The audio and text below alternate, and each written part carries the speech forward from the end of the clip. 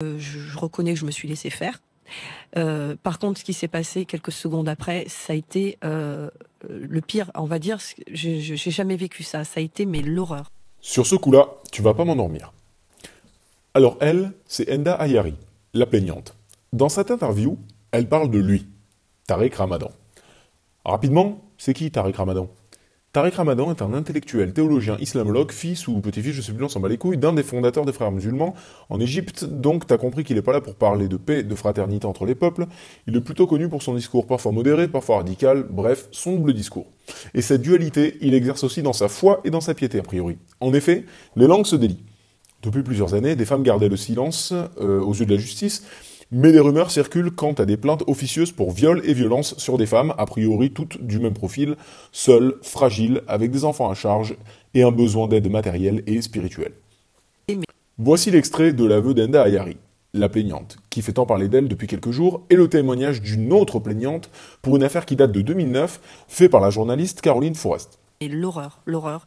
Il s'est littéralement jeté sur moi comme une bête sauvage. Plus je disais non, et plus il s'est mis en colère. Et en fait, il m'a frappé très violemment. Il m'a giflé très fort. Ensuite, il m'a étranglé. Donc pendant plusieurs secondes, j'avais le souffle coupé. Il a donné un coup de pied dans mes béquilles et s'est jeté sur moi en disant « Toi, tu m'es fait attendre, tu vas prendre cher », raconte-t-elle.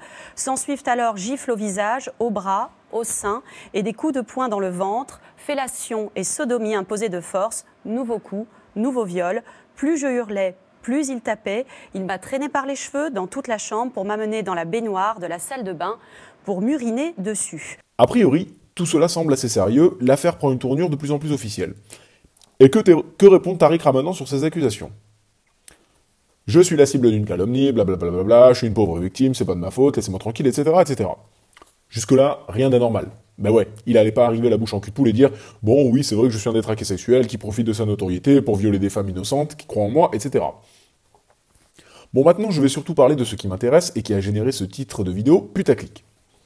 Évidemment, plusieurs moutons, enfin plutôt nombre de personnes de bonne foi, prennent la défense de leur gourou et cherchent, pour le défendre, un coupable idéal, puisqu'il leur est évidemment impossible d'admettre, ne serait-ce qu'une demi-seconde, que si plusieurs femmes corroborent la même version d'un incident, c'est peut-être parce que ça s'est vraiment passé comme ça. Non, certainement pas, notre Tariq national est un homme dénué de tout désir sexuel, et jamais, au grand jamais, il n'aurait été capable de faire ce dont on l'accuse. La question est, quel est le coupable idéal que l'on pourrait facilement accuser sans trop se mouiller, et qui mettrait d'accord tout le monde? Je te le donne en mille, c'est... Bob l'éponge. Non, je déconne.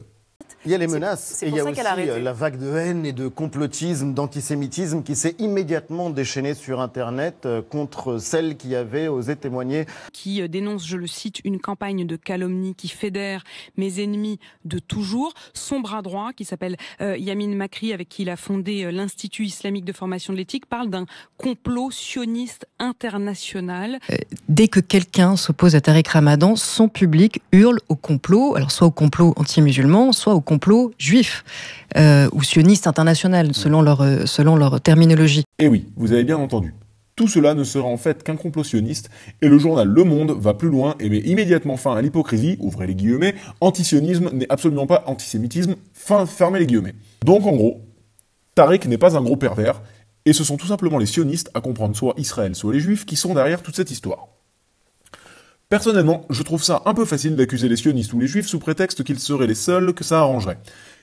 En effet, voici une révélation sympatoche de Salim Laibi qui parle de cette histoire.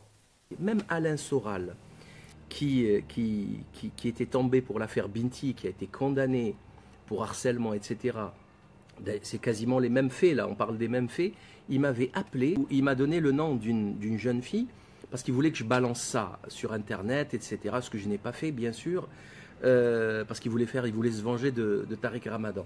Et Soral est probablement pas le seul, car tu peux pas me dire, en toute bonne foi, que ce Tariq Ramadan n'a pas d'ennemis, en supposant évidemment, et j'en doute, qu'il s'agisse d'un complot.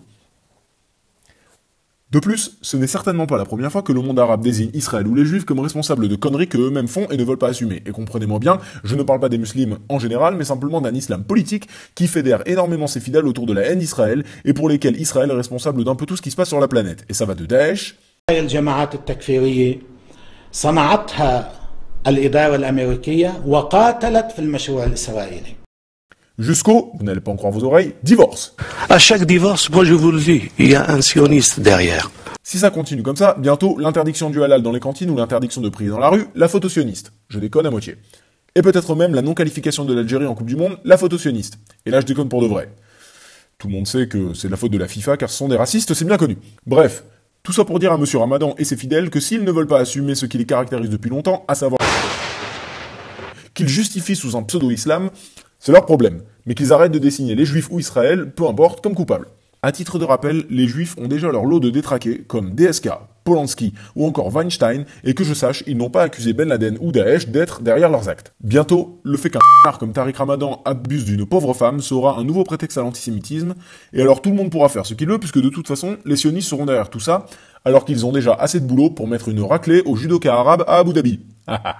Avant de conclure, je souhaite évidemment rappeler que ce message s'adresse principalement à ceux qui sont assez cons pour croire que ce que Ramadan promeut, c'est l'islam. Les vrais musulmans, même s'ils sont souvent en désaccord avec la politique, voire l'existence d'Israël, savent tout de même faire la distinction entre le vrai islam et la religion que prétend promulguer Tariq pendant ses meetings. Sur ce, je vous laisse. Si vous avez aimé cette vidéo, surtout n'oubliez pas de la liker, de vous abonner et pour les plus courageux d'entre vous, de la partager. Et de toute façon, il y en aura d'autres, parce qu'il est temps qu'on arrête de nous endormir comme ça.